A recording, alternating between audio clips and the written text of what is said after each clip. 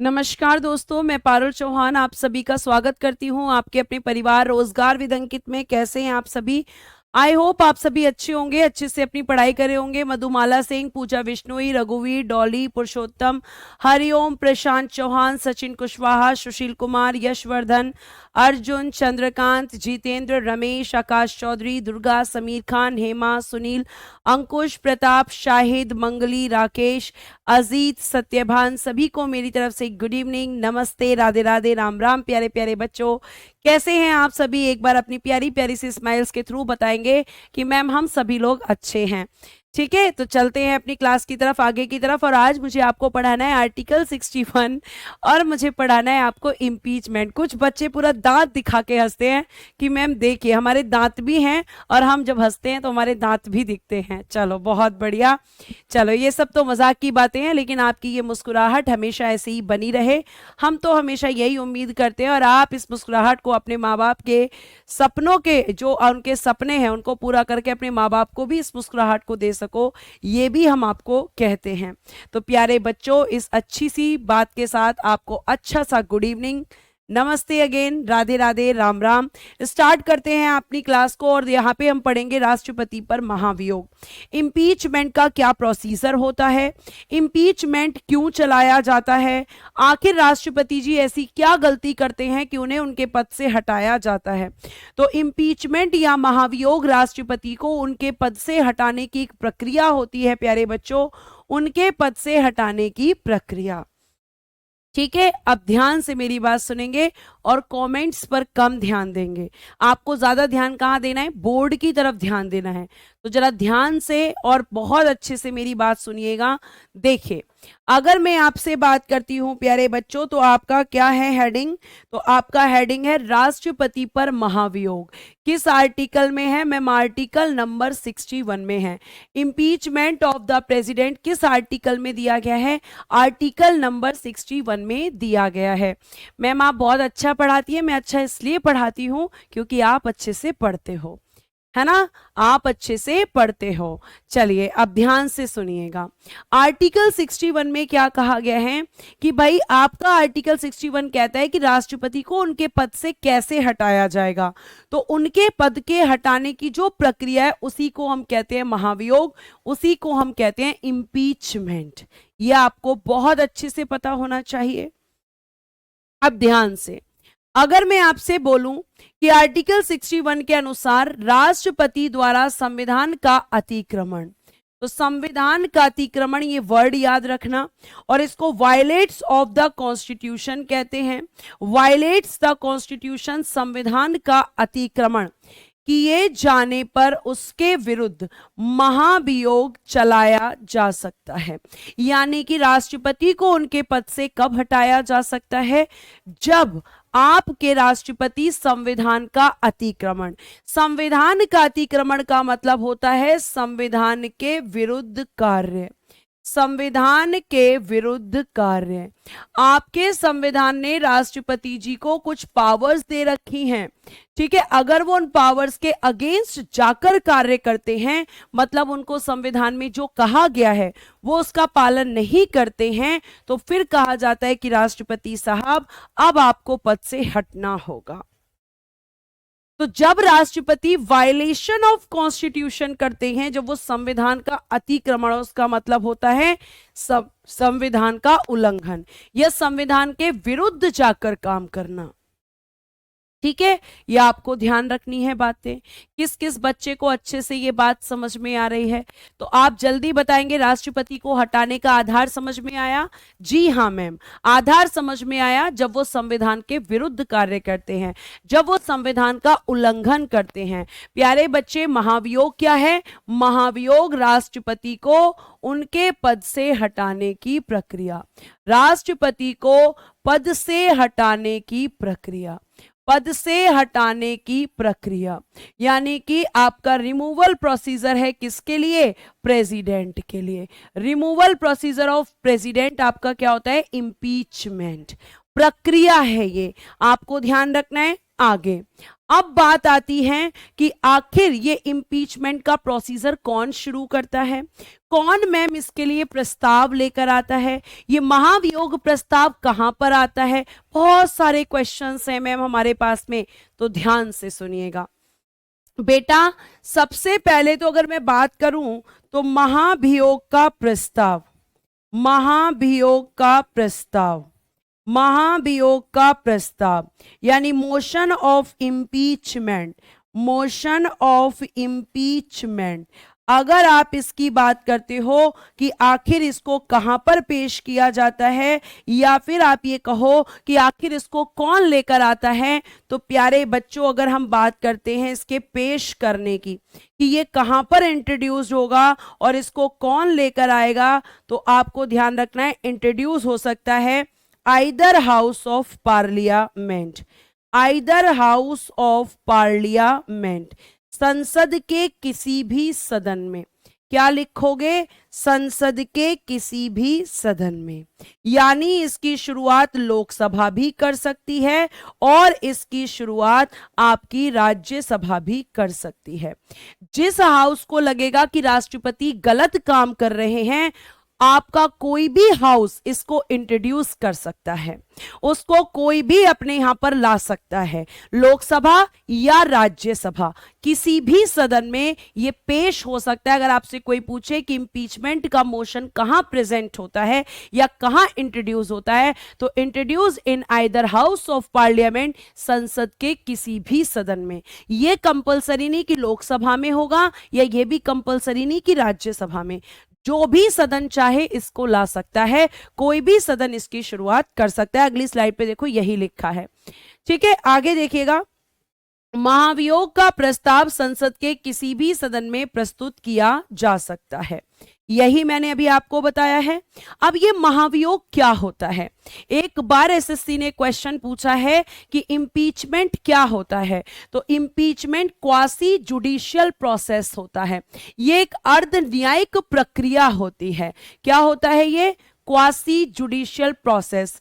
अब मैम इसमें ये जो क्वासी है, इसमें ये जो अर्ध न्यायिक वर्ड है, अर्ध, इसका क्या मतलब होता है, इसका मतलब होता है कि इस समय संसद एक न्यायपालिका की कुछ शक्तियों के साथ काम करती है। इस समय संसद एक जुडिशरी बन जाती है।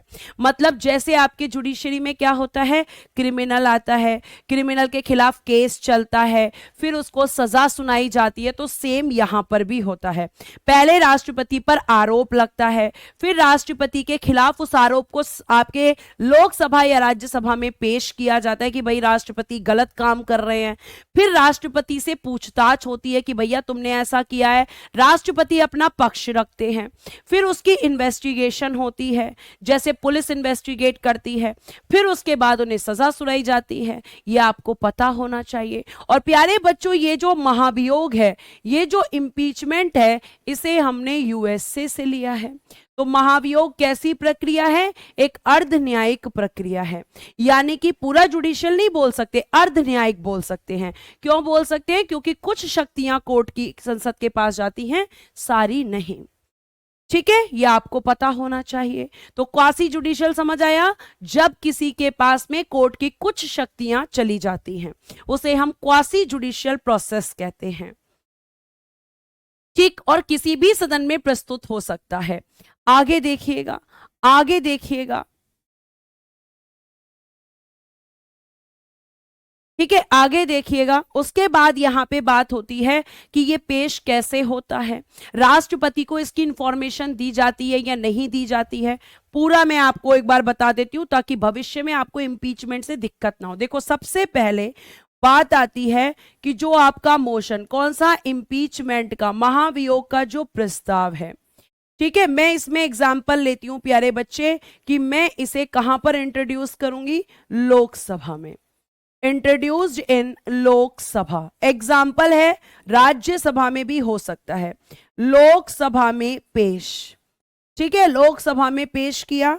अब लोकसभा में ये जो पेश होगा, तो इससे पहले लोकसभा की एक ड्यूटी बनती है, ठीक है। इससे पहले एक पॉइंट आता है कि लोकसभा क्या करेगी, लोकसभा, आपको ध्यान रखना है कि प्रस्ताव की सूचना, प्रस्ताव की सूचना प्रस्ताव की सूचना, यहां पे सूचना को कहेंगे नोटिस, प्रस्ताव की सूचना इस नोटिस, ठीक है, नोटिस, प्रस्ताव की सूचना राष्ट्रपति को 14 दिन पहले देगी, राष्ट्रपति को 14 दिन पूर्व देगी, 14 दिन पूर्व देगी। कौन देगी? लोकसभा, क्योंकि लोकसभा में पेश हो रहा है, और अगर राज्यसभा में पेश होता तो फिर राज्यसभा सूचना देती। और ध्यान रखना बेटा कि ये जो नोटिस जाएगा, ये जो सूचना, ये जो नोटिस राष्ट्रपति को दिया जाएगा, इस पे आपकी लोकसभा के 1/4 सदस्यों के हस्ताक्षर होंगे, 1/4 मेंबर्स के सिग्नेचर प्यारे बच्चे इस पर होते हैं। ये क्वेश्चन पूछा जाता है कि कितने मेंबर्स के सिग्नेचर होते हैं नोटिस पे, तो 1/4 के। जैसे किसी क्रिमिनल पर केस चलता है तो कोर्ट पहले उसे नोटिस भेजता है कि तुम्हारे खिलाफ कानूनी कार्यवाही शुरू होने वाली है, समझ आया, फिर नोटिस भेजकर उसे कोर्ट में पेश किया जाता है। तो ऐसे ही प्यारे बच्चों यहां पे इंट्रोड्यूस करने से पहले आपके राष्ट्रपति जी को बताया जाएगा कि आपके राष्ट्रपति जी को बताया जाएगा कि आपके खिलाफ महाभियोग की प्रक्रिया शुरू हो रही है। अगर यहां पे राज्यसभा में पेश होता, यहां लोकसभा की जगह राज्यसभा आ जाता, मतलब जिस सदन में पेश होगा वही सदन क्या देगा, आपको ध्यान रखना है कि वही सदन प्यारे बच्चे नोटिस देगा। वर्कशीट वाली थी, बस क्वेश्चन 38 में दिक्कत आई, मेरे हिसाब से गलत है 38 क्वेश्चन। रोहित चौहान जी चेक करेंगे और वर्कशीट की थोड़ी देर में बात करेंगे, अभी नहीं, क्लास के बीच में नहीं, रिदम टूट जाता है, ठीक है। लोकसभा में पेश, पहला काम नोटिस देना, दूसरा काम पेश करना, और अब तीसरा काम क्या होगा, तीसरा काम होगा चर्चा, ठीक है। कहां पर होगी चर्चा? लोकसभा में। और मैम किस चीज की चर्चा होगी? चर्चा को इंग्लिश में कहते हैं डिबेट, डिबेट, ठीक है, लोकसभा में होगी चर्चा। कहां होगी? लोकसभा में। किस चीज की चर्चा होगी? क्या राष्ट्रपति ने यहां पर ये आरोप जो उन पर लगे हैं वो सही है, गलत हैं? अगर यहां पे सदस्यों को लगेगा, अगर सदस्यों को लगेगा कि गलत हैं, तो सदस्य फिर इसे पास नहीं करेंगे। और यहां पे चर्चा बैठकर कौन करेगा? ये भी तो बहुत बच्चों का दुख होता है, एमपीज। लोकसभा में कौन बैठते हैं? एमपीज बैठते हैं। तो एमपीज यहां पर बैठकर चर्चा करते हैं, ठीक। उसके बाद चौथा क्या होगा? फिर ये जो प्रस्ताव है प्यारे बच्चों ये पारित होगा, ये यहां से पास किया जाएगा, और किस मेजॉरिटी के साथ? 2/3 मेजॉरिटी के साथ, 2/3 मेजॉरिटी, यानी कि 2/3 बहुमत से, 2/3 बहुमत से ये प्रस्ताव प्यारे बच्चों पारित होगा, ये प्रस्ताव आपका पास होगा। अब ये 2/3 बहुमत क्या होता है मैम? ध्यान से सुनना, देखो जब यहां पे प्यारे बच्चों इंपीचमेंट आएगा तो कहां लाए हैं? लोकसभा में। तो लोकसभा में सदस्य कितने हैं? 543। तो पहले तो प्यारे बच्चे 543 का 50% +1 लेंगे, और फिर जिस दिन ये पास होगा उस दिन जो लोग उपस्थित होंगे, ठीक है, और प्यारे बच्चे उपस्थित और मतदान, ठीक है, present and voting, present and voting का 2/3, प्रेजेंट एंड वोटिंग का क्या चाहिए होगा आपको? 2/3 यहां पर चाहिए होगा। इसे कहते हैं स्पेशल मेजॉरिटी, यानी 543 का पहले 50% +1, फिर दोबारा जिस दिन ये पास होगा उस दिन जो एमपी प्रेजेंट होंगे और वोटिंग करेंगे उनका 2/3। यह आपको पता होना चाहिए, ठीक है। आगे देखिएगा, उसके बाद अब वर्कशीट की चर्चा शुरू हो गई, करते रहो तुम लोग चर्चा, तुम सुनते ही नहीं हो। उसके बाद ये राज्यसभा में जाएगा, और यहां राज्यसभा में प्यारे बच्चों क्या होगा? पेश होगा, ठीक है। यहां पर भी ये इंट्रोड्यूस कराया जाएगा, जो आपके राज्यसभा में एमपी होंगे उनके सामने, ठीक है, पेश होगा। और यहां पे जब चर्चा होगी, ध्यान रखिएगा, सेकंड पॉइंट, यहां पर जब चर्चा होगी तो राष्ट्रपति को भी बुलाया जाएगा और उनसे पूछा जाएगा कि राष्ट्रपति साहब क्या आपने ये सारे जो आप पर आरोप लगे हैं, क्या आपने ये जुर्म किया है? तो आप कहेंगे, राष्ट्रपति कहेंगे भाई वो तो अपने फेवर में ही बोलेंगे कि नहीं मैंने नहीं किया, मैंने नहीं किया। अगर राज्यसभा ने जब चर्चा की और उसे अगर लगा कि राष्ट्रपति पर लोकसभा ने जो आरोप लगाए वो गलत है और राज्यसभा ने इसे पास नहीं किया, तो प्यारे बच्चे फिर ये प्रस्ताव आगे नहीं बढ़ेगा। ठीक है, यहां पर भी चर्चा के बाद क्या होगा, यहां पर भी पास किया जाएगा। और किस मेजॉरिटी से, तो सेम मेजॉरिटी, 2/3 मेजॉरिटी। और जैसे ही राज्यसभा इसे पास करेगी तो आपका ये इंपीचमेंट सक्सेसफुल हो जाएगा और राष्ट्रपति को हटना होगा। लेकिन अगर इसने पास नहीं किया तो इंपीचमेंट खत्म हो जाएगा। इस तरीके से आपके राष्ट्रपति हटते हैं। और आपको ध्यान रखना है कि आज तक कोई भी राष्ट्रपति इस प्रक्रिया से नहीं हटे हैं। आज तक किसी भी राष्ट्रपति पर महाभियोग नहीं लगाए, क्योंकि एक बच्चे ने अभी क्वेश्चन किया था, मैम ये इस प्रस्ताव सदन में कौन मंत्री पेश करते हैं? ये जो आपका महाभियोग का प्रस्ताव होता है, इसे आपका मिनिस्टर या एमपी कोई भी ला सकता है। अब मिनिस्टर तो लाएगा नहीं, एमपी ही लेकर आते हैं ज्यादातर, क्योंकि मिनिस्टर जो हैं वो खुद राष्ट्रपति को एडवाइस देते हैं काम करने के लिए। तो ये आपको ध्यान रखना है। आपको ये सिर्फ समझाने के लिए था, बाकी आप नोट इतना ही कर सकते हैं जितना आपके पास है। लेकिन आप ये चीज जरूर नोट करना कि 1/4 मेंबर का सिग्नेचर होता है नोटिस पर। यह क्वेश्चन पूछा गया है। अगर यहां तक समझ आ गया हो तो फटाफट थम्स अप कर लें ताकि मैं आगे की तरफ बढ़ जाऊं। ठीक है, और अपनी स्माइली जैसे भी आप अपना रिस्पांस देना चाहें। अब 61 के बाद बारी आती है आर्टिकल 62 की, कि राष्ट्रपति पद की रिक्तता की पूर्ति। राष्ट्रपति का जो पोस्ट है, fulfil the vacancy of the president, राष्ट्रपति का जो पोस्ट है उसे कैसे भरा जाता है अगर वो खाली हो जाती है। आ गए शंकर त्यू, आपके प्रश्न का उत्तर दूंगी अब, कि इनका पद तो खाली हो जाएगा, जब इनको हटा दिया जाएगा तो कौन बैठेगा उस पद पर, सब बताते हैं। सारे प्रश्नों के उत्तर हैं, क्यों परेशान हो, परेशान नहीं होना है। ठीक है, चलो जल्दी से फटाफट एक बार जल्दी से रिस्पॉन्स आना चाहिए तगड़े वाला कि हाँ मैम हो गया है। बहुत बढ़िया, दिल भी आ रहे हैं, क्या बात है, दिल निकाल कर दे दिया कुछ लोगों ने तो नहीं, जरूरी नहीं है लोकसभा लेकर आए। अगर प्यारे बच्चों आप चाहते हो कि ये राज्यसभा में, तो जहां जहां लोकसभा मैंने लिखा है वहां कर दो राज्यसभा, जहां लिखा है राज्यसभा वहां कर दो लोकसभा, उल्टा कर दो। पहले प्रस्ताव पेश होगा, फिर प्रस्ताव पर चर्चा होगी, फिर प्रस्ताव पारित होगा, फिर दूसरे हाउस में जाएगा। अगर लोकसभा में पेश हुआ, राज्यसभा में पेश होगा तो फिर लोकसभा में जाएगा, फिर लोकसभा राष्ट्रपति से पूछताछ करेगी। यही है आपका पूरा प्रोसीजर। ठीक है, आगे देखिएगा, राष्ट्रपति पद की रिक्तता की पूर्ति। अब एक बात बताओ, अगर आपके राष्ट्रपति का जो पद है ये रिक्त कब होता है, ये भी तो पता होना चाहिए, रिक्त कब होगा। आखिर इसका भी तो कोई कारण होगा कि कब रिक्त होता है। तो देखो अगली स्लाइड पे आंसर है, यदि राष्ट्रपति का पद, अगर उनकी डेथ हो जाए, ठीक है, आपके राष्ट्रपति जी की डेथ हो जाए, त्याग पत्र यानी कि रेजिग्नेशन दे दें, महाभियोग से हटाया जाए यानी कि इंपीचमेंट, और प्यारे बच्चे एनी अदर रीजन, कुछ और अन्य कारण भी हो सकता है। मान लीजिए उनके हेल्थ इश्यूज हो जाएं, ठीक है, या फिर उनका मेंटली वो डिसबैलेंस हो जाएं। ठीक है, कभी कभी इंसान डिप्रेशन में चला जाता है, तो और भी कारण हो सकते हैं। तो किसी भी कारण से अगर राष्ट्रपति का पद रिक्त होता है तो क्या किया जाएगा, उसको भरने के लिए चुनाव 6 माह के भीतर करवाया जाएगा।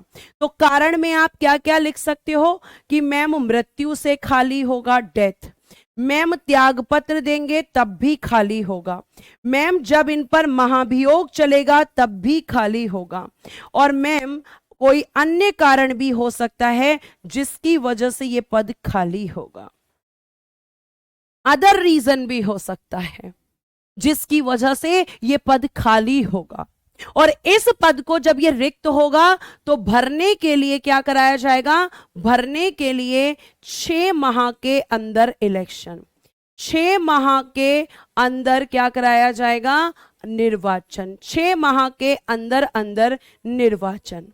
अब एक बच्चा मेरे से पूछेगा कि क्या राष्ट्रपति का पद 6 महीने तक खाली रहेगा, क्या विद इन 6 मंथ राष्ट्रपति की पोस्ट खाली रहेगी?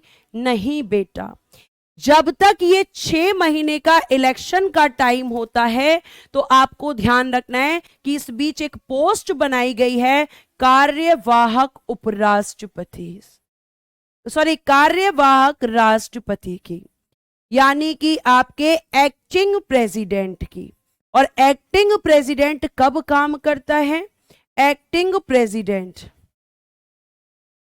राष्ट्रपति का पद रिक्त होने पर, राष्ट्रपति का पद रिक्त होने पर, पद रिक्त होने पर कार्यवाहक राष्ट्रपति कार्य करता है। कार्यवाहक राष्ट्रपति कार्य करता है। कार्यवाहक राष्ट्रपति कार्य करता है। बेटा ये बात आपको बहुत अच्छे से समझनी है। यानी एक्टिंग प्रेसिडेंट तभी काम करेगा जब राष्ट्रपति का पद खाली होगा। और 6 महीने तक क्या हम एक दिन के लिए भी राष्ट्रपति के पद को खाली नहीं छोड़ सकते। और ये जो कार्यवाहक राष्ट्रपति होगा इसका कार्यकाल कितना होगा मैम? इसका टेन्योर कितना होगा? तो प्यारे बच्चे इसका टेन्योर 6 मंथ्स होता है, 6 माह होता है, क्योंकि 6 महीने में तो इलेक्शन हो ही जाएगा। हर हालत में 6 महीने में इलेक्शन हो जाएगा, तो इसका मैक्सिमम टेन्योर 6 माह होगा। और जो भी एक्टिंग प्रेसिडेंट बनेगा उसे प्रेसिडेंट बनने से पहले वही शपथ लेनी होगी जो राष्ट्रपति लेता है, उसे वही आपका सैलरी मिलेगी जो राष्ट्रपति को मिलता है, तो सारी वही सुविधाएं मिलेंगी जो राष्ट्रपति को मिलती हैं। किसे? प्यारे बच्चे कार्यवाहक राष्ट्रपति को। वही सब फैसिलिटीज, वही सैलरी, वही शपथ, वही सारी सुविधाएं। अब यहां पे बात आता है कि अगर कार्यवाहक राष्ट्रपति बनाया जाएगा, अगर एक्टिंग प्रेसिडेंट बनाया जाएगा तो आखिर किसको बनाया जाएगा? तो प्यारे बच्चे एक्टिंग प्रेसिडेंट में फर्स्ट चॉइस पर होते हैं उपराष्ट्रपति। उपराष्ट्रपति यानी कि वाइस प्रेसिडेंट। लेकिन मैम अगर हम एक बार के लिए ये मान लें कि ये पद भी खाली है, अगर हम ये मान लें कि ये पद भी खाली, ये पद भी रिक्त है, मान लीजिए इन्होंने रिजाइन दे दिया हो या इनकी भी डेथ हो रखी हो, ये पद भी रिक्त है, फिर प्यारे बच्चे आपके बनते हैं उच्चतम न्यायालय के मुख्य न्यायाधीश। उच्चतम न्यायालय के मुख्य न्यायाधीश, मुख्य न्यायाधीश यानी कि chief justice, chief justice of supreme court, of supreme court, फिर ये बनते हैं। और मैम अगर हम मान लें कि ये पद भी क्या है, ये भी रिक्त है, फिर कौन बनेगा? अगर ये पद भी रिक्त है तो आपको ध्यान रखना है कि उसके बाद में आपके उच्चतम न्यायालय के वरिष्ठतम न्यायाधीश, वरिष्ठतम न्यायाधीश यानी कि मोस्ट सीनियर, मोस्ट सीनियर जज ऑफ सुप्रीम कोर्ट। मैम अगर ये भी ना हो, ये तो होंगे बेटा, क्योंकि सुप्रीम कोर्ट में 33 अदर जजेस होते हैं। कितने अदर जजेस होते हैं? 33 अदर जजेस होते हैं। तो 33 में से कोई ना कोई जरूर होगा। लेकिन ये कब होता है? जब वाइस प्रेसिडेंट और chief justice of supreme court ना हो तब। क्या आज तक ऐसा हुआ है? जी हां, ऐसा हुआ है। ध्यान से सुनिएगा। 1969 आपके देश के राष्ट्रपति कौन थे इस समय? डॉक्टर जाकिर हुसैन, डॉक्टर जाकिर हुसैन थे। 1967 लिखो यहां। 1967 में राष्ट्रपति कौन बना? डॉक्टर जाकिर हुसैन। लेकिन ये 1967 से 1969 तक ही रहे, क्योंकि 1969 में इनकी हो गई डेथ। इनकी हो गई मृत्यु। और प्यारे बच्चे जब डेथ हुई तो पद खाली हो गया। और 1969 में आपके देश के उपराष्ट्रपति कौन थे, क्योंकि मैम उपराष्ट्रपति बन जाएंगे, तो उपराष्ट्रपति थे इस समय वीवी गिरी। वीवी गिरी ने कुछ समय के लिए राष्ट्रपति के पद को ग्रहण किया, लेकिन इन्होंने दे दिया आगे चलकर त्यागपत्र, इन्होंने रिजाइन दे दिया। अब जब रिजाइन दिया तो अगला नंबर किसका है, चीफ जस्टिस का। तो इस समय आपके जो चीफ जस्टिस, जो मुख्य न्यायाधीश थे, chief justice of supreme court, वो हुआ करते थे प्यारे बच्चों 1969 में ही एम हिदायतुल्ला, एम हिदायतुल्ला। तो इस समय प्यारे बच्चों ये बने थे आपके कार्यवाहक राष्ट्रपति, कार्यवाहक राष्ट्रपति। ये भारत के अब तक के पहले और आपके अब तक के ऐसे मुख्य न्यायाधीश हैं जिन्होंने कार्यवाहक राष्ट्रपति का काम किया है। तो ये आपको ध्यान रखना।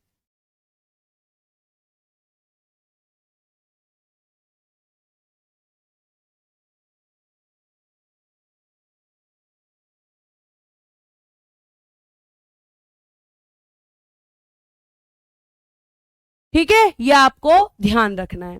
तो इस तरीके से इनके पद को फिल किया जाता है। सारी चीजें आपकी यहां पे लिखी हुई हैं, देखिएगा यही सब लिखा है। जब राष्ट्रपति का पद आकस्मिक रूप से मृत्यु, त्यागपत्र पद से हटाए जाने के कारण रिक्त हो जाता है तो उपराष्ट्रपति कार्यवाहक राष्ट्रपति के रूप में कार्य करता है। जब राष्ट्रपति का पद रिक्त हो तो भारत का मुख्य न्यायाधीश तथा मुख्य न्यायाधीश के पद की रिक्तता की स्थिति में उच्चतम न्यायालय का वरिष्ठतम न्यायाधीश कार्यवाहक राष्ट्रपति बनता है।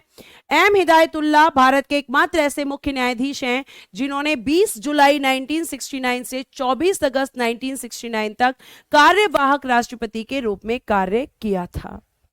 तो ये आपका पूरा पीडीएफ में है, और अगर आप हैंड रिटन वाला चाहते हो तो आप इसको भी लिख सकते हो। यहां से यहां तक पूरा मैंने लिख के बताया है, वो शॉर्ट में है, और वो प्यारे बच्चों आपका कैसा है, आपका जो है क्या कहते हैं, लॉन्ग में है। ठीक है शकील जी, सबको समझ में आता है आपके अलावा? क्योंकि मैं हाथ से ऐसा कुछ नहीं लिखती जो पीडीएफ में नहीं है, बस एक अंतर होता है, हाथ से शॉर्ट में लिखा रहता है और पीडीएफ में लॉन्ग में। समझ में तब नहीं आएगा जब पीडीएफ में कुछ अलग हो और मैं आपको कुछ अलग बताऊं। ऐसा मैं कुछ नहीं लिखती हूं। त्यागपत्र क्यों दिया था वीवी गिरी ने? अनीता जी, त्यागपत्र इसलिए दिया था क्योंकि उन्हें राष्ट्रपति के इलेक्शन में कैंडिडेट बनना था। वो राष्ट्रपति का इलेक्शन लड़ना चाहते थे और लड़े भी थे और जीते भी थे। आर्टिकल आगे पीछे होंगे अंकित कुमार सैनी जी, क्योंकि पढ़ाने का तरीका बिल्कुल अलग होता है बेटा। अगर आप सोचो कि वन से लेकर और सीक्वेंस में चलते रहे तो वो पॉसिबल नहीं है। सीक्वेंस में आपको आर्टिकल की, इंपॉर्टेंट आर्टिकल की एक पीडीएफ दूंगी, उसमें सीक्वेंस से लिखे हुए होंगे। ठीक है, हाथ से सिर्फ इसलिए लिखना पड़ता है क्योंकि कुछ बच्चे ऐसे हैं जिन्हें हाथ से लिखे बिना समझ में नहीं आता है।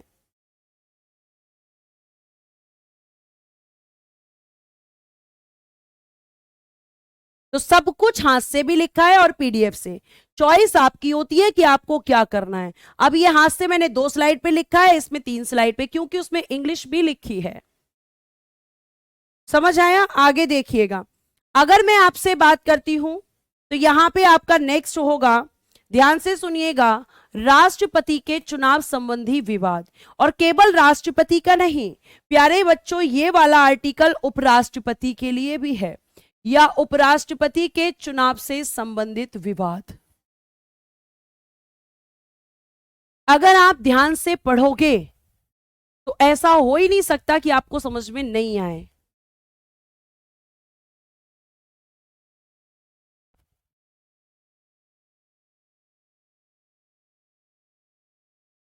ये समझ में नहीं आ रहा क्या लिखे? बहुत बढ़िया बेटा, एक बार रुक जाना, मैं आज आप लोगों की समस्या दूर करती हूं। हाथ से क्यों लिखती हूं मैं? ताकि शॉर्ट में आपके पास चीजें जाएं।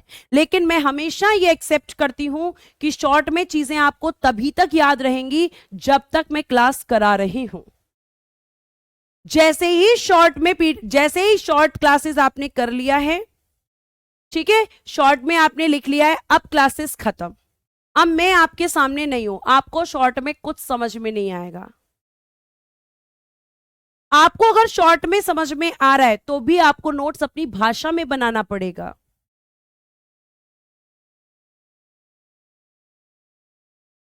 और अगर आप चाहते हैं कि नहीं मुझे तो सिर्फ और सिर्फ पीडीएफ से ही पढ़ना है, तो फिर मैं वैसा ही करूंगी। पीडीएफ हाथ से लिखा हुआ चाहिए, मतलब जो बच्चा पीडीएफ बनाता है उसको मैं ये बोलूं कि जो मैं हाथ से लिख रही हूं केवल वही लिखे। क्या आप इसके लिए एग्री हैं? शॉर्ट में नोट्स आपको चाहिए? अगर सबको चाहिए तो ही मैं कर सकती हूं, क्योंकि सब बच्चों की अलग अलग दिक्कत है। और पीडीएफ का इतना बड़ा इशू नहीं है जितना आप बनाकर रखते हैं।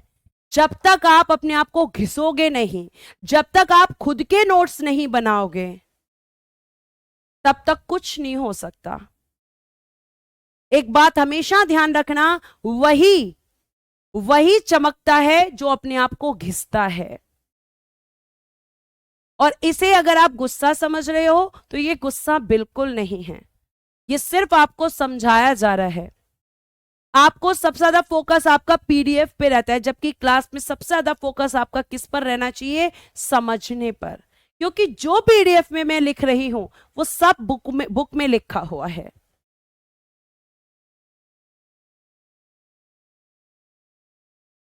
और आपके ऊपर चॉइस छोड़ रखी है मैंने कि बेटा अगर आपको हाथ से लिखा हुआ समझ आता है तो केवल आप उसको लिखो, और अगर शॉर्ट में नहीं समझ में आ रहा है तो फिर आप डिटेल में लिखो। क्योंकि बहुत सारे बच्चे ऐसे होंगे जो पहली बार पॉलिटी पढ़ रहे होंगे, शॉर्ट में समझ में नहीं आएगा। अब आप देख लीजिए कि आपने इसके चक्कर में कितना टाइम निकाला है। हाथ से लिखना बेटा, हाथ से थोड़ा सा यूज करना पड़ेगा। नोट्स बनाना है, अरे नोट्स कैसे बनाते हैं? आप एटलीस्ट 12th पास करके आए हैं, ये सोचकर मैं आपको पढ़ा रही हूं।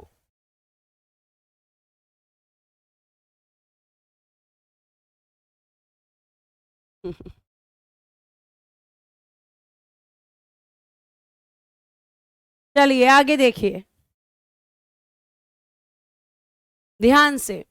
आर्टिकल 71 किस किस के बारे में बात कर रहा है? राष्ट्रपति और प्यारे बच्चे उपराष्ट्रपति दोनों। अब इन दोनों के बारे में क्या बात कर रहा है कि इनके चुनाव में अगर कोई भी डिस्प्यूट होता है, इनके इलेक्शन में अगर कोई भी विवाद होता है, मैम कैसा विवाद? जैसे प्यारे बच्चों, अगर राष्ट्रपति या उपराष्ट्रपति के इलेक्शन में डिस्प्यूट हुआ है, मतलब हम उस डिस्प्यूट को कह सकते हैं कि करप्शन हुआ है, अगर उसमें भ्रष्टाचार हुआ है, तो अगर मान लीजिए, जैसे मैं एक एग्जाम्पल देती हूं आपको, एग्जाम्पल, एक व्यक्ति है ए, अब प्यारे बच्चे ये आपके देश के राष्ट्रपति बन गए, लेकिन जब ये राष्ट्रपति बन तो गए, लेकिन 2 साल बाद ये पता चला, 2 साल बाद ये पता चला कि इनके इलेक्शन में भ्रष्टाचार हुआ था। ये राष्ट्रपति बने थे, इनके निर्वाचन में क्या हुआ था? भ्रष्टाचार, यानी कि इन्होंने गलत तरीके से राष्ट्रपति के पद को ग्रहण किया है। अब ये बात लोगों ने उठाई, कब? 2 साल बाद इस बात को उठाया गया। अब ये जो भ्रष्टाचार का मुद्दा है, सीधे बेटा ये सीधा कहां पे पहुंचेगा? सुप्रीम कोर्ट में। ये हाई कोर्ट में नहीं जाएगा, ये सीधा सुप्रीम कोर्ट में। और ऐसे ही अगर उपराष्ट्रपति का हुआ हो तो उपराष्ट्रपति का भी कहां जाएगा? सुप्रीम कोर्ट में। तो देखिएगा आर्टिकल 71 राष्ट्रपति और उपराष्ट्रपति के चुनाव संबंधी विवादों का विनिश्चय उच्चतम न्यायालय द्वारा किया जाएगा तथा उसका निर्णय अंतिम होगा। अब ये जो भ्रष्टाचार का मामला सुप्रीम कोर्ट उच्चतम न्यायालय में गया है, तो यहां पे आपका सुप्रीम कोर्ट अगर ये कहेगा, उसने ये देख लिया कि हाँ ये प्रूफ हो रहा है कि भ्रष्टाचार हुआ है, तो राष्ट्रपति को पद से हटने के लिए कहेगा। लेकिन अगर उसे लगा कि नहीं ये झूठे आरोप हैं, कोई भ्रष्टाचार नहीं हुआ है, तो राष्ट्रपति अपने पद पर रहेंगे। लेकिन मैम यहां एक क्वेश्चन एग्जामिनर पूछता है, ध्यान से क्वेश्चन क्या आता है? यदि किसी राष्ट्रपति को भ्रष्टाचार के कारण या यदि किसी राष्ट्रपति को चुनावों में विवाद के कारण उच्चतम न्यायालय द्वारा उच्चतम न्यायालय द्वारा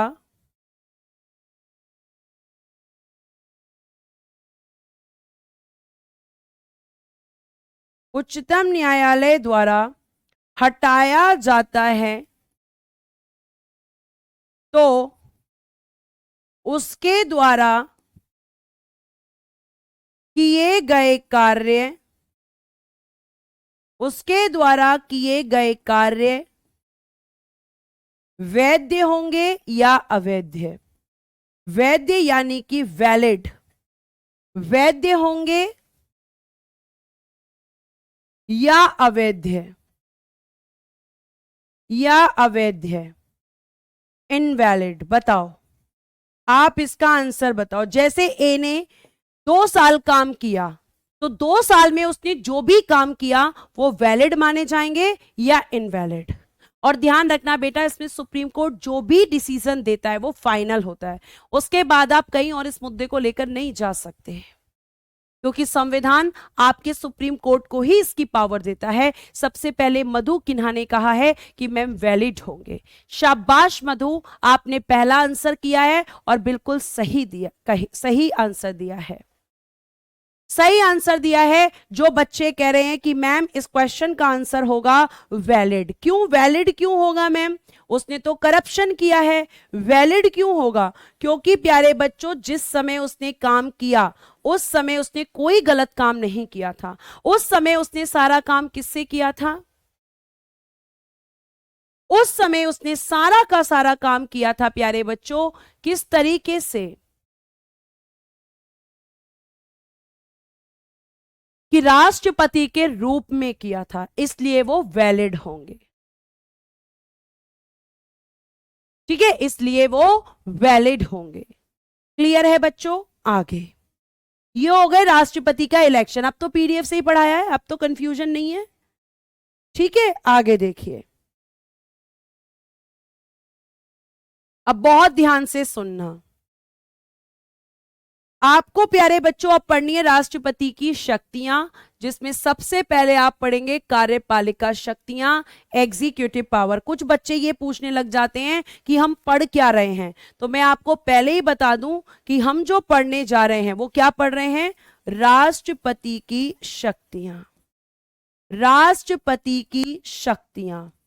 पावर्स ऑफ प्रेसिडेंट, बहुत सारी पावर्स होती हैं, लेकिन आपको पता है कि यूज किसके थ्रू करते हैं? आपके सबऑर्डिनेट ऑफिसर्स के थ्रू। पावर्स ऑफ आपकी प्रेसिडेंट, राष्ट्रपति की शक्तियां, और राष्ट्रपति की पहली शक्तियां होती हैं एग्जीक्यूटिव पावर्स। राष्ट्रपति की पहली शक्तियां होती हैं कार्यपालिका शक्तियां।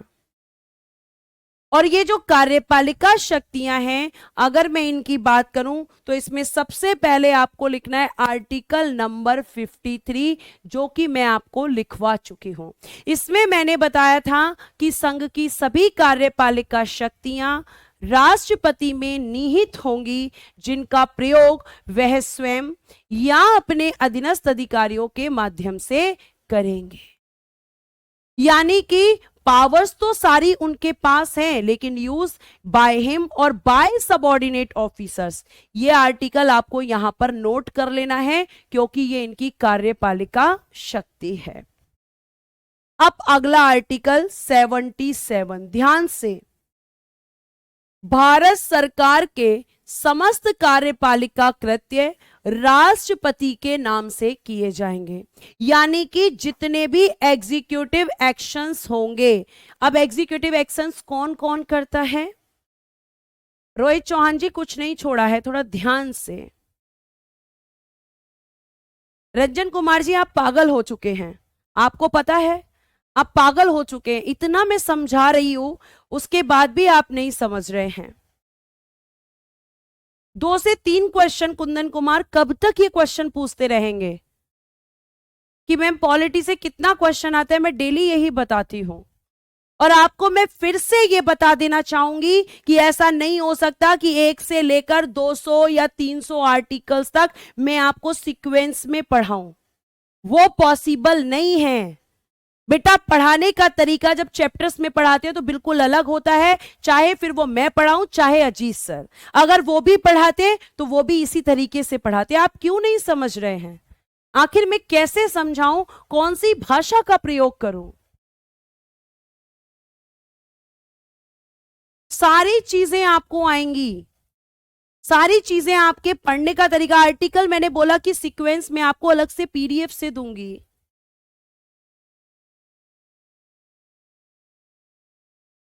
बेटा आप लोग क्यों नहीं समझ रहे हो कि मैं इतनी देर से आपको क्या बोल रही हूं? भाई मैं आपसे हाथ जोड़ रही हूं आपके सामने, मेरी बात सुन लीजिए। पढ़ाने में आर्टिकल्स को सीक्वेंस में नहीं रख सकते हैं।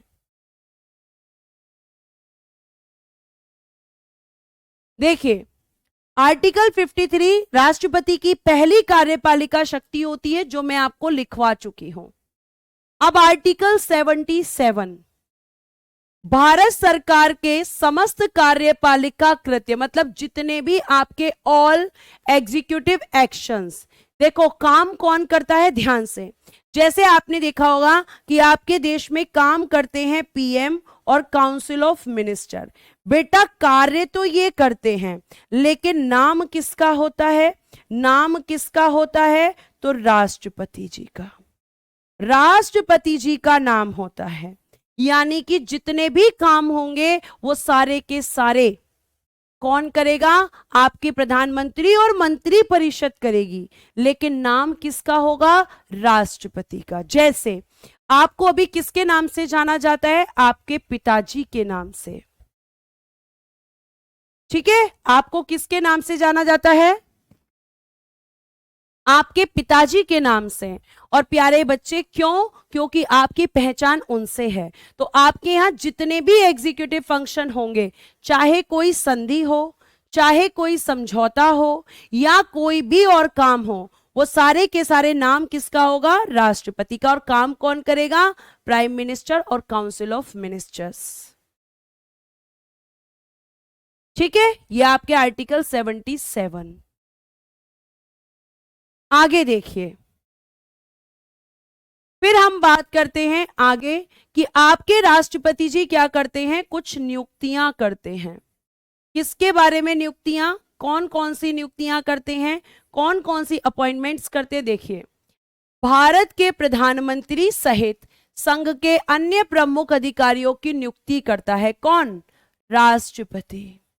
तो आप मैम बता दो कि राष्ट्रपति किस किस की नियुक्ति करते हैं। देखो पहला पीएम, आपको ध्यान रखना है। दूसरा काउंसिल ऑफ मिनिस्टर्स यानी कि मंत्री परिषद। तीसरा महान्यायवादी, अभी हम ये सब टॉपिक पढ़ेंगे। अटॉर्नी जनरल, अटॉर्नी जनरल इनको अपॉइंट करते हैं। ठीक है, और किसको अपॉइंट करते हैं? चौथा इंपॉर्टेंट इंपॉर्टेंट लिखवाऊंगी, गवर्नर। राज्यपाल को नियुक्त करते हैं, राज्यपाल। जजेस of supreme court and high court, जजेस ऑफ सुप्रीम और हाई कोर्ट, और हाई कोर्ट। उच्चतम और उच्च न्यायालय के न्यायाधीश, उच्चतम और उच्च न्यायालय के न्यायाधीश। UPSC, union public service commission, union public service commission, service commission. ठीक है, जिसे आप यूपीएससी कहते हैं। प्यारे बच्चे इसके अध्यक्ष यानी कि चेयरमैन और सदस्य यही नियुक्त करते हैं, और सदस्य।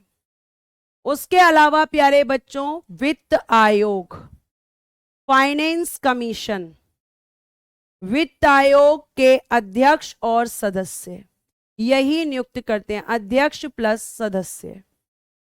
उसके अलावा आपके मुख्य निर्वाचन आयुक्त, मुख्य निर्वाचन आयुक्त, चीफ इलेक्शन कमिश्नर, आयुक्त और अन्य निर्वाचन आयुक्त, अदर इलेक्शन कमिश्नर, अन्य निर्वाचन आयुक्त।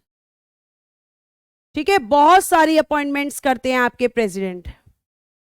निर्वाचन आयुक्त, आगे लिख दीजिएगा एक्सेट्रा, और भी बहुत सारी हैं, ये मेन मैंने आपको बता दिया है। तो आपकी कार्यपालिका शक्तियों में आर्टिकल 53, आर्टिकल 77 और आपके राष्ट्रपति द्वारा की जाने वाली नियुक्तियां, ये इनकी कार्यपालिका शक्तियां होती हैं। ठीक है, आगे देखिएगा इनकी विधायी शक्तियां।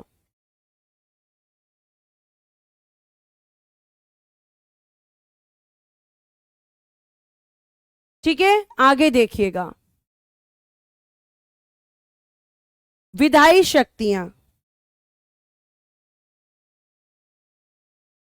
विधायी शक्तियां, लेजिस्लेटिव पावर्स। विधायी शक्तियां किसे कहते हैं? विधायी शक्तियां वो शक्तियां होती हैं जिनके द्वारा विधान बनता है। अब मैंने आपको कई बार, आप मुझे पहले एक प्रश्न का उत्तर देंगे और प्रश्न का उत्तर आप ही देंगे। जरा मुझे बताइए संसद का कार्य क्या होता है? फंक्शन ऑफ पार्लियामेंट, बेटा कमेंट बॉक्स में जल्दी से आंसर पिन करो, जल्दी से बताओ कि संसद का कार्य क्या होता है, जल्दी से बताइए। सेकंड नंबर पे काउंसिल ऑफ मिनिस्टर्स, मंत्री परिषद। फर्स्ट नंबर पे प्रधानमंत्री। COM की फुल फॉर्म है काउंसिल ऑफ मिनिस्टर, PM की फुल फॉर्म है प्राइम मिनिस्टर। बताइए जल्दी से संसद का कार्य। शाबाश रोहित चौहान, शाबाश मधु, शाबाश सारे बच्चों को कि मैम इसका काम होता है कानून बनाना। और प्यारे बच्चे, संसद किसे कहते हैं? तो मैम संसद 3 लोगों का नाम होती है, जिसमें आपकी लोकसभा आती है, इसमें मैम आपकी राज्यसभा आती है, और आपके तीसरे इसके अंग होते हैं राष्ट्रपति जी, यानी कि प्रेसिडेंट। यानी कानून बनाने में संसद की भूमिका होती है, और उसी संसद का अंग आपके राष्ट्रपति होते हैं। तो आपका आर्टिकल, अब ये जो संसद है इसका निर्माण किसमें दे रखा है? तो संसद का निर्माण आर्टिकल 79 में। आर्टिकल 79 कहता है कि संसद का निर्माण लोकसभा, राज्यसभा और राष्ट्रपति से मिलकर होगा, यानी कि आर्टिकल 79 राष्ट्रपति की विधायी शक्ति है, क्योंकि उसका काम विधान बनाने में हो रहा है। जब तक राष्ट्रपति किसी भी बिल को साइन नहीं करते हैं, तब तक वो कानून नहीं बनता। सबसे पहले प्यारे बच्चों एक विधेयक आता है, ध्यान रखना, सबसे पहले एक विधेयक आता है, एक बिल आता है, और जब प्यारे बच्चों इस बिल पर, इस विधेयक पर सिग्नेचर हो जाता है, जब इस बिल पर हस्ताक्षर हो जाता है, तब जाकर प्यारे बच्चों वो आपका एक्ट या फिर लॉ यानी कि अधिनियम या कानून बनता है। और सिग्नेचर किसका? राष्ट्रपति का। यानी राष्ट्रपति के सिग्नेचर के बिना कोई भी बिल कानून नहीं बन सकता। तो कानून बनाने में राष्ट्रपति की भूमिका है, और ये उनकी एक लेजिस्लेटिव पावर है। ठीक, आगे आपको राष्ट्रपति को, अब ध्यान से सुन लीजिएगा, बहुत ध्यान से सुनना है, क्योंकि यहां पे बहुत इंपॉर्टेंट चीज मैं आपको बताने जा रही हूं। राष्ट्रपति को संसद का अधिवेशन बुलाने तथा सत्रावसान घोषणा करने का अधिकार है। मैम ये सत्र क्या होता है, अधिवेशन क्या होता है, और मैम ये सत्रावसान क्या होता है, आखिर ये क्या होता है? The president has the power to summon the parliament and announce its propagation। यानी कि अगर मैं इसे साधारण शब्दों में बताऊं तो सत्रावसान का मतलब होता है सत्र का अंत, सत्र का अंत, यानी कि एंड ऑफ सेशन। और आपका ये तो सीधा समझ में आ रहा होगा, अधिवेशन कहो या सत्र कहो एक ही बात है। और दूसरा काम होता है सत्र या अधिवेशन बुलाना। तो बुलाते भी यही हैं और अंत भी यही करते हैं। और प्यारे बच्चों ये ध्यान रखना कि किसके, संसद के। संसद का मतलब है लोकसभा और राज्यसभा। लोकसभा और राज्यसभा कि ये सेशंस यानी सत्र बुला सकते हैं। और किसको अधिकार है? राष्ट्रपति को। और वो सत्र का अंत भी कर सकते हैं। और ध्यान रखना बेटा, ये ड्यूटी इन्हें क्यों दी गई है? आखिर ऐसी क्या जरूरत थी? मैम खुद भी तो संसद बुला सकती है, खुद भी तो काम कर सकते हैं। नहीं कर सकते, ये आपस में लड़ते रहते हैं, झगड़ते रहते हैं। तो संविधान ने सोचा कि अरे भैया ये पूरे साल लड़ते रहे तो काम ही नहीं होगा। तो उन लोगों ने कहा कॉन्स्टिट्यूशन मेकर से, सुनो राष्ट्रपति, कम से कम एक साल में 2 सत्र आने चाहिए, ये तुम्हारी ड्यूटी है। या तो ये लोग खुद ही काम करेंगे बैठ के। और प्यारे बच्चे, ये जो सत्र या अधिवेशन होते हैं, इन्हीं के अंदर होती हैं बैठकें। इनके अंदर बैठकें होती हैं। जैसे संविधान सभा के समय सत्र हो रहे थे, ऐसे ही यहां पर भी सत्र होते हैं। तो आपकी संसद के सत्र बुलाना और सत्र का अंत करना दोनों किसकी जिम्मेदारी है? राष्ट्रपति की। और इसलिए दी गई कि ऐसा ना हो कि ये लोग आपस में लड़कर पूरे साल कोई काम ही ना करें। तो उन्होंने आगे बात कही अपनी, देखिए, राष्ट्रपति एक वर्ष में, यानी कि एक वर्ष में कितने महीने होते हैं? 12 मंथ्स, 12 महीने होते हैं मैम। संसद की कम से कम 2 बैठकें, कम से कम बोल रहा है बेटा, यानी कि मिनिमम 2 बैठकें बुलाने के लिए, 2 बैठकें बुलाने के लिए बाध्य हैं। मैम वैसे कितने सत्र होते हैं? अगर मैं आपसे बात करूं तो आपके जो सत्र होते हैं वो 3 होते हैं। एक होता है आपका बजट सत्र, एक होता है आपका मानसून सत्र, और एक होता है प्यारे बच्चों शीतकालीन सत्र। यानी कि इंग्लिश में लिखिएगा बजट सेशन, जिसमें आपका बजट प्रेजेंट किया जाता है। फिर एक होता है मानसून सेशन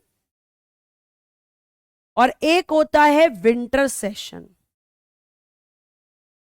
अब ये कह रहे हैं राष्ट्रपति को कि अगर ये 3 नहीं हो रहे तो कोई दिक्कत नहीं है, लेकिन कम से कम 2 बुलाओ, कम से कम 2, यानी कि मिनिमम 2 तो आने ही चाहिए। यानी अगर हम आप लोगों से बोलें कि भैया एक वर्ष में, ठीक है वहीं लिख देती हूं, कम से कम 2, कितने दिनों में? एक वर्ष में। और एक वर्ष में कितने महीने? 12 महीने, 12 मंथ्स होते हैं। तो ये कहा राष्ट्रपति को कि अगर पहला, प्रथम सेशन जो होगा, यानी कि प्रथम सत्र जो होगा, और उसके बाद जो सेकंड सत्र होगा, सेकंड सेशन, इनके बीच में अधिकतम अंतराल, इनके बीच में मैक्सिमम गैप, अधिकतम अंतराल, इनके बीच में मैक्सिमम गैप, ये कितना होना चाहिए? तो आप कहोगे कि 6 माह, 6 मंथ्स का होना चाहिए, उससे ज्यादा नहीं। 6 माह का ये अंतराल होना चाहिए, यानी एक साल में कम से कम 2 सेशन कंपलसरी हैं। ये आपको पता होना चाहिए। अगर 3 नहीं हो रहे तो 2 तो जरूर होंगे।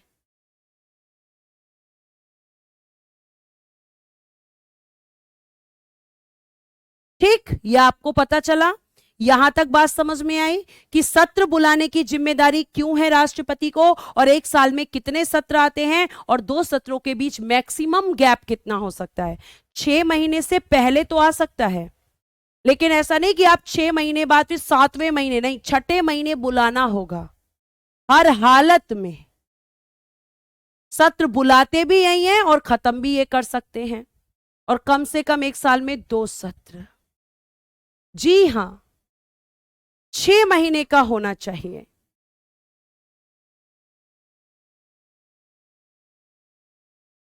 बेटा आपकी सारी समस्याओं का निवारण करूंगी मैं। चलो, आपकी इस समस्या को मैं जरूर सुनूंगी कि मैम इतना कैसे याद होगा। एक तरीका है, फॉलो करोगे याद भी होगा, कॉन्फिडेंस भी बढ़ेगा और पेपर भी निकलेगा। और वो क्या है, वो तरीका क्या है मैम, बताती हूं ध्यान से। वो तरीका है कि आपको चैप्टर के साथ प्रीवियस ईयर क्वेश्चन को देखना होगा। अगर मैंने राष्ट्रपति पढ़ाया तो आज जाकर राष्ट्रपति से जितने क्वेश्चन आए हैं अभी तक सारे के सारे उठा लो, एक बार आप राष्ट्रपति पढ़ो, फिर क्वेश्चन सॉल्व करो, फिर जो क्वेश्चन सॉल्व नहीं हो रहे उन्हें फिर जाकर टॉपिक पे करो, फिर टॉपिक पढ़ो। अगर याद ना हो तो मेरा नाम बदल देना, जाओ, तुम्हें आजादी है। मेहनत तो करनी पड़ेगी, खुद को रगड़ना पड़ेगा, क्योंकि कोई टैबलेट नहीं मिलती है मार्केट में कि खाएंगे और याद हो जाएगा, ना, पॉसिबल ही नहीं है।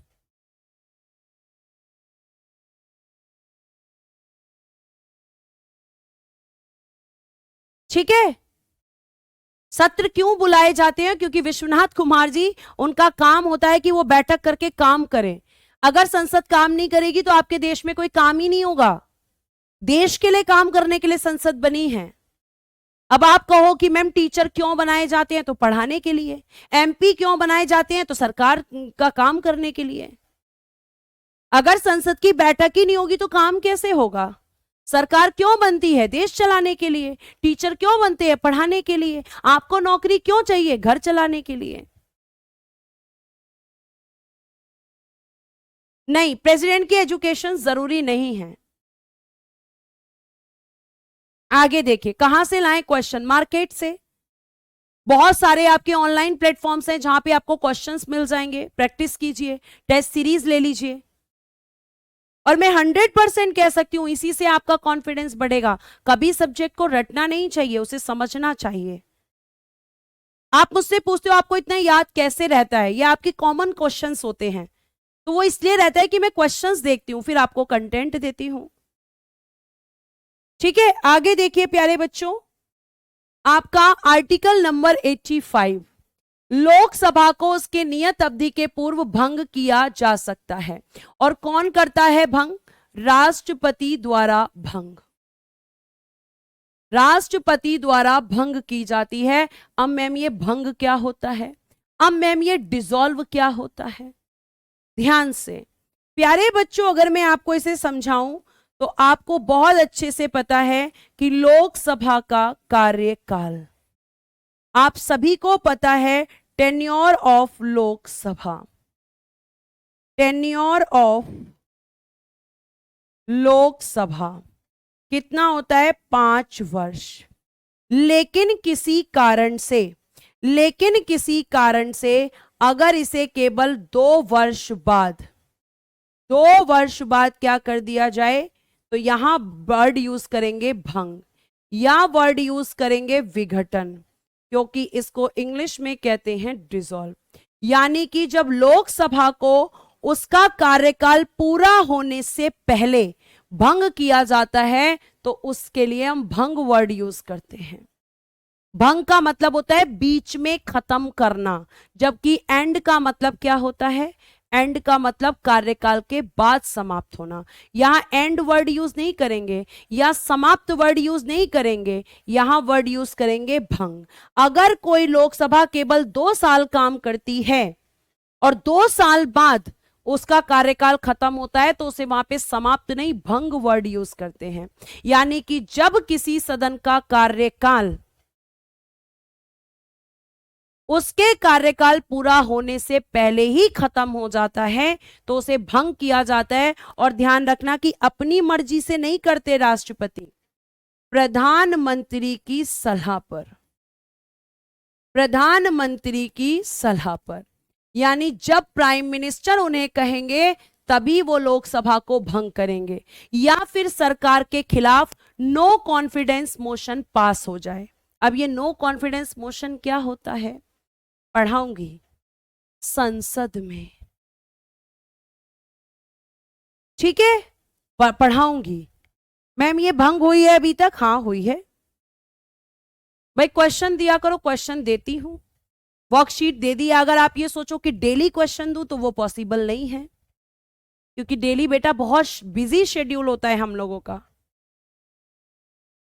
ठीक है, आगे देखिए, पॉलिटी की मैराथन लेना चाहते हो तो 20 अगस्त को पॉलिटी की मैराथन होगी आपके यूट्यूब चैनल रोजगार विद अंकित पर, मेन चैनल पर।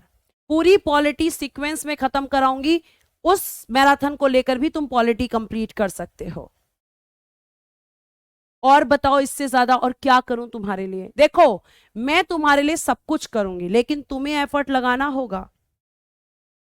मैं तुम्हें एफर्ट लगाओगे, तुम लगाओगे थोड़ा 10% एफर्ट, मैं लगा दूंगी 20%। पर तुम सोच रहे हो कि मैं 1% ना लगाएं और मैम 100% लगा दें, तो वो नहीं हो पाता। टीचर को चलाना स्टूडेंट के हाथ में होता है। आज के लिए बहुत नहीं है, क्लास डेली 1.5 घंटे होगी और बेटा इस पे कोई बहस नहीं, मत करना आज के बाद ये बहस। आगे देखिए,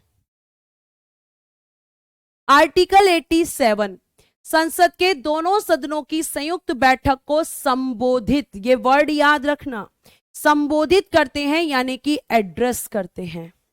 संयुक्त बैठक बुलाने की बात नहीं है आपकी। अगर मैं बात करूं तो आर्टिकल 108, इसमें क्या करते हैं, राष्ट्रपति संसद की संयुक्त बैठक बुलाते हैं। संयुक्त बैठक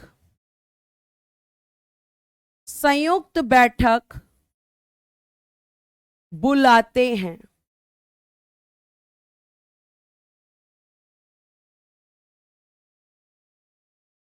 ठीक है, लिखिएगा, president called the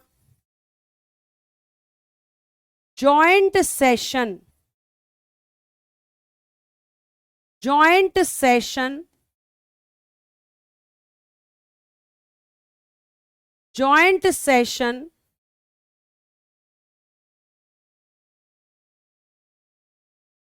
of parliament.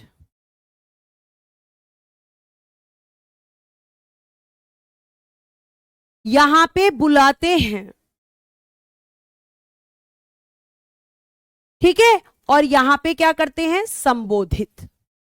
संबोधित का मतलब है एड्रेस करना, दोनों सदनों को एक साथ।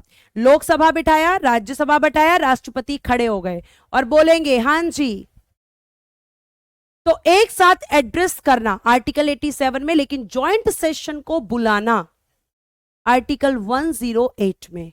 दोनों लेजिस्लेटिव पावर हैं। उसके बाद आर्टिकल 86, संसद के किसी भी सदन को लंबित किसी विधेयक के लिए इतना लंबा पढ़ने की जरूरत नहीं है।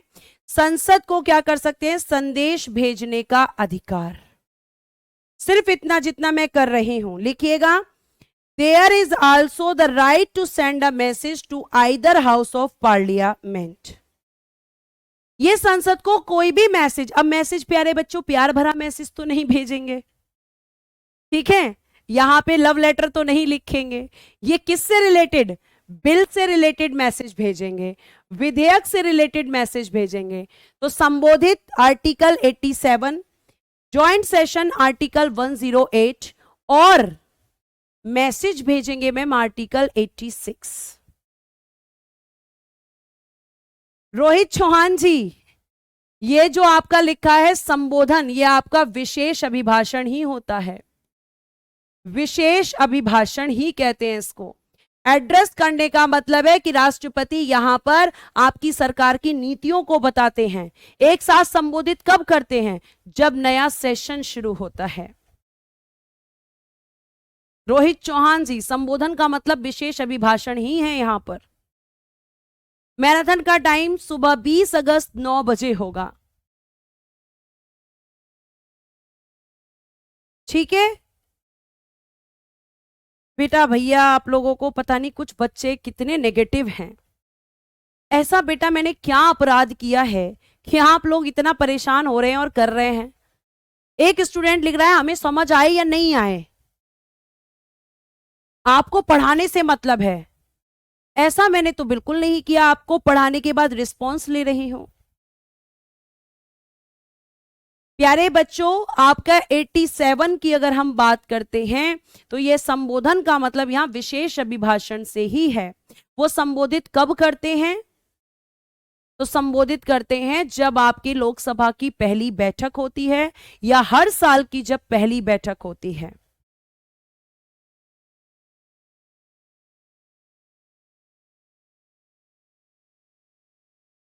चलिए, मुझे अब उन बच्चों को पढ़ाना है बेटा जो सच में पढ़ना चाहते हैं। आर्टिकल 111, और इस आर्टिकल 111 में क्या है?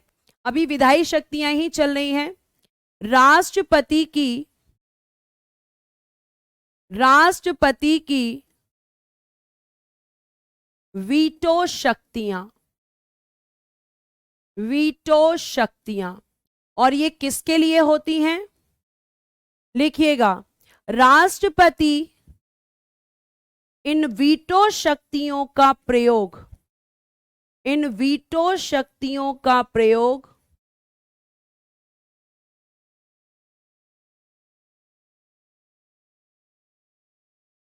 विधेयक पर करते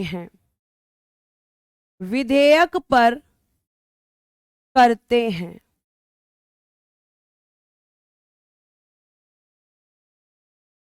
ठीक है, अब देखिए,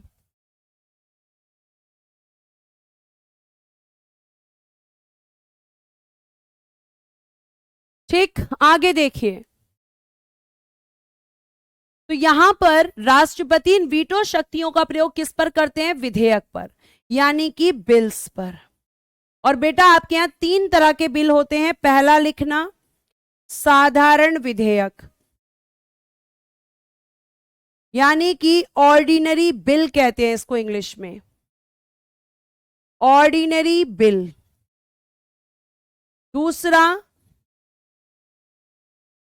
धन विधेयक, मनी बिल। और तीसरा, संविधान संशोधन विधेयक, कॉन्स्टिट्यूशन अमेंडमेंट बिल।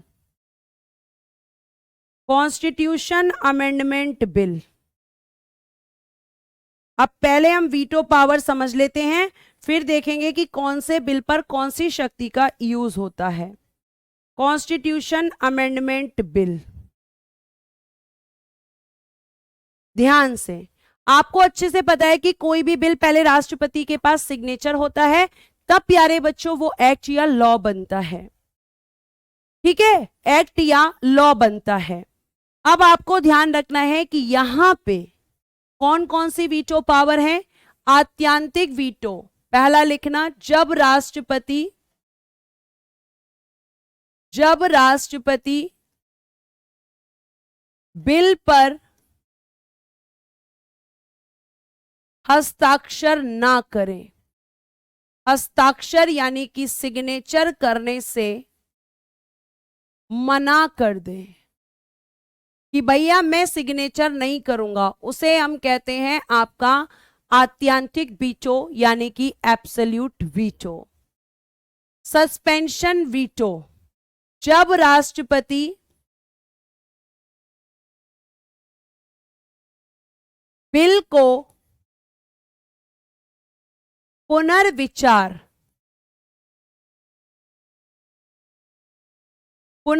का मतलब क्या होता है? दोबारा से विचार करना। पुनर्विचार के लिए लोकसभा और राज्यसभा को भेज दें। मैम क्यों भेजते हैं? को भेज दें।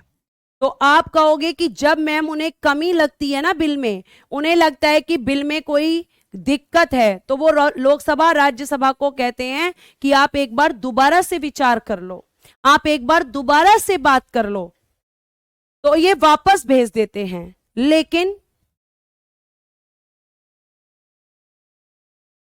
लेकिन पुनर्विचार के पश्चात बिल यदि राष्ट्रपति के पास वापस आता है तो वह हस्ताक्षर करने के लिए बाध्य हैं, यानी कि वो इस पावर का यूज केवल एक बार कर सकते हैं। यानी आपकी ये जो वीटो पावर है, सस्पेंशन वीटो, ये एक ही बार यूज होती है। ठीक, उसके बाद जेबी वीटो या पॉकेट वीटो, जब राष्ट्रपति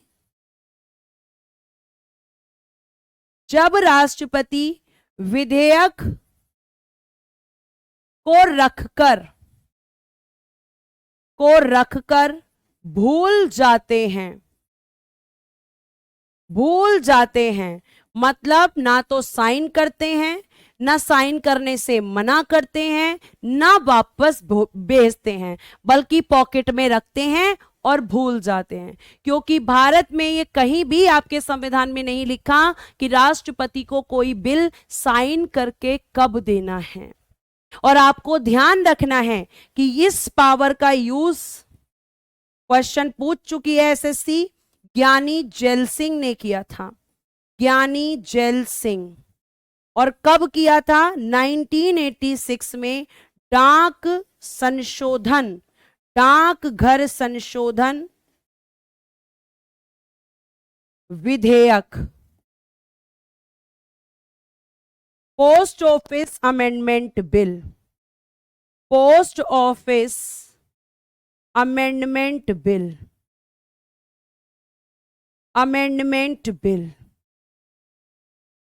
ये आपको ध्यान रखना है। अब ये जो बिल लिखे हैं, लिखना तीनों वीटो पावर का प्रयोग, तीनों वीटो पावर्स का प्रयोग साधारण विधेयक पर हो सकता है। इस पर केवल लिखिएगा, इस पर आपका एब्सोल्यूट वीटो और प्यारे बच्चे पॉकेट वीटो का यूज, लेकिन इस पर सस्पेंशन वीटो का यूज नहीं हो सकता। इस पर कोई वीटो पावर का यूज नहीं, कोई वीटो पावर का प्रयोग नहीं, बल्कि इस पे राष्ट्रपति सीधा सिग्नेचर करने के लिए बाउंड होते हैं। जो बच्चे कह रहे हैं यहां से क्वेश्चन नहीं आते, मैंने एग्जाम्पल भी दे दिया कि यहां से क्वेश्चन आता है, यानी जेल सिंह वाला क्वेश्चन एसएससी पूछ चुकी है। बेटा भ्रम में मत रहो, और अगर कोई सब्जेक्ट पढ़ते हो तो उसे शॉर्ट में, इतना शॉर्ट में मत पढ़ो कि केवल हमें एक लाइन में लिखा हुआ मिल जाए सब कुछ। कोई भी सब्जेक्ट पढ़ो तो ऐसा पढ़ो कि आपका वो सब्जेक्ट ऐसा कंप्लीट हो कि दोबारा अब उसे उठाना है तो केवल रिवीजन के लिए। वीटो क्या होता है रूबी? वीटो एक पावर होती है। तीनों वीटो पावर का नाम मैंने आपको बताया। वीटो शक्ति होती है। आप कहेंगे कि रूबी कौन होती है, तो मैं कहूंगी लड़की है रूबी। तो वीटो क्या है? शक्तियों का नाम है वीटो। और ये वीटो पावर का यूज वो बिल्स पर करते हैं, और कौन से बिल पर कौन सी पावर यूज होती है आपको लिखवा दिया है।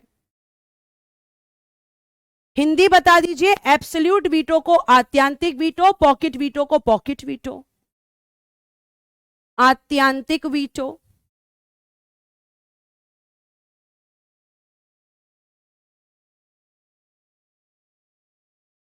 आत्यांतिक और पॉकेट।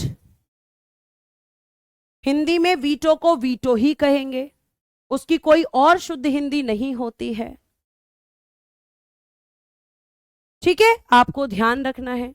बताऊंगी अंकित कुमार कि कौन सा सेशन कब से कब तक होता है।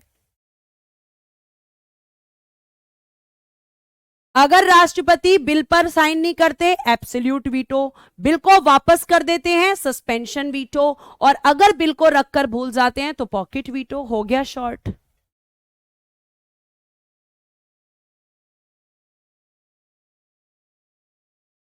ठीक है, यह आपको ध्यान रखना है।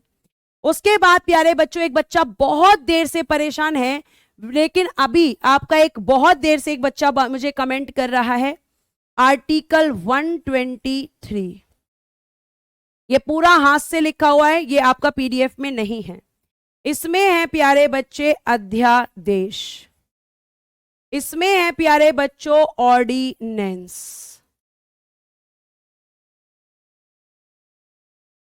अब मुझे सबसे पहले एक बार बताओ कि आपके देश के लिए कानून कौन कौन बनाता है?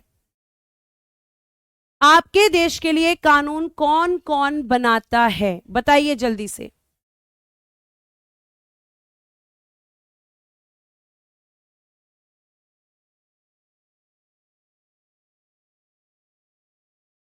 अध्यादेश, ordinance.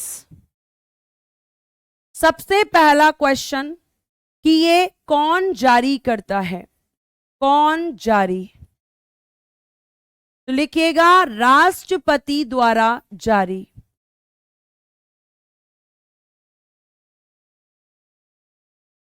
Issued by the president.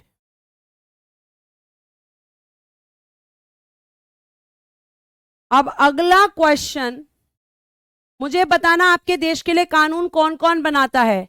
Lok Sabha, Rajya Sabha और राष्ट्रपति। यानी कि अगर ये तीनों में से कोई एक नहीं है तो कानून नहीं बनेगा, है ना? यही बताया ना आपने। अब ध्यान से रखना इस बात को अपने दिमाग में। लोकसभा, राज्यसभा, राष्ट्रपति तीनों मिलकर कानून बनाते हैं। अगर तीनों में से कोई एक भी नहीं होगा तो फिर यहां कानून नहीं बनेगा। अब यहां पे अगला प्रश्न, क्यों जारी? और दूसरा और एक और क्वेश्चन, अध्यादेश क्या होता है? ये दो क्वेश्चन। तो पहले क्वेश्चन का आंसर लिखो, यह संसद के कानून की तरह होता है, संसद के कानून की तरह। It's like law of parliament, it's like law of parliament. लेकिन कानून नहीं होता, कानून की तरह होता है। और प्यारे बच्चों ये आपको ध्यान रखना है, संसद के कानून की तरह होता है। यानी जैसे संसद का कानून काम करता है ऐसे ही अध्यादेश भी काम करता है। लेकिन जब संसद है कानून बनाने के लिए तो आप अध्यादेश क्यों जारी करवा रही हो? क्या जरूरत है अध्यादेश जारी करने की? हमारे पास तो संसद है ना। अब देखो क्यों जारी। जब संसद के या संसद का एक सदन या दोनों में से एक सदन, ऐसे लिखना, जब संसद के दोनों सदन यानी कि बोथ हाउस या दोनों में से